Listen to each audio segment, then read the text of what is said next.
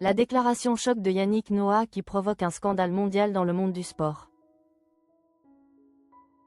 Le Rolex Paris Master a brillé ce dimanche 2 novembre 2025 sous les feux croisés de la passion tennistique et du glamour. Dans les gradins, l'ancien champion Yannick Noah a fait sensation, affichant une énergie solaire contagieuse aux côtés de sa compagne, la mère de sa petite dernière, Malika.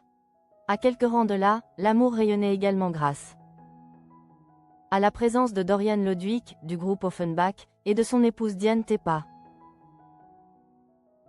Unis dans une belle complicité faite de regards tendres et d'éclats de rire.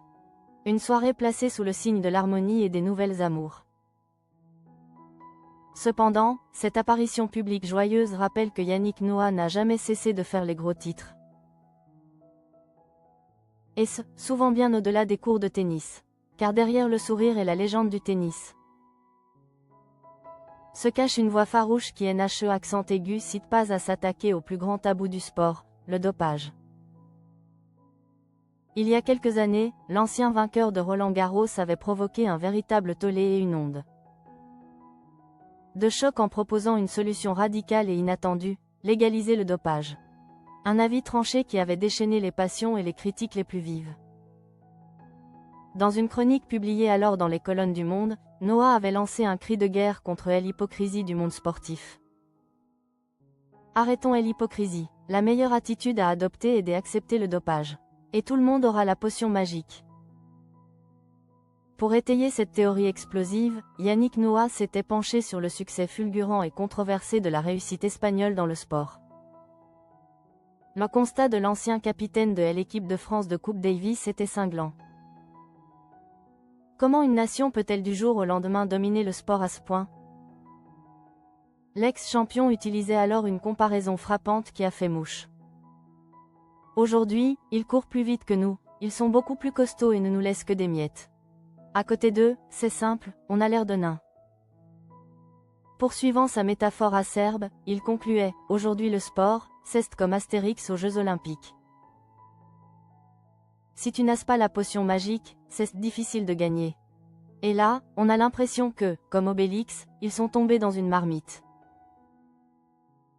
Pour Yannick Noah, le cœur du problème réside dans la double peine que la France infligerait à ses propres champions, contrastant avec l'indulgence d'autres pays. Il citait, comme exemple de l'échec français, l'affaire Fuentes en Espagne, le plus gros scandale de dopage de l'histoire, qui a fait pchit. Il opposait cette affaire classée à l'intransigeance française, on veut des champions. On admire les champions des autres pays, et on est sans pitié dès qu'il y en a un qui se fait prendre. Visiblement en colère contre ce qu'il percevait comme un acharnement national, il avait ensuite cité des cas emblématiques et tragiques. Parlant de Richard Virenque sacrifié ou encore de Jeannie Longo assassinée par la vindicte populaire et médiatique. Ces propos tranchés, qui ont divisé le monde sportif entre indignation et compréhension, rappellent la nature passionnée et sans filtre de Yannick Noah. Une personnalité qui, quelques heures avant son show au Vélodrome des Arcachons, avait même déposé plainte après avoir reçu de graves menaces de mort. Aujourd'hui, même si son cœur semble apaisé par l'amour, ses théories radicales sur le sport continuent de faire les gros titres et de juger à l'hypocrisie d'un système qui préfère le silence à la vérité.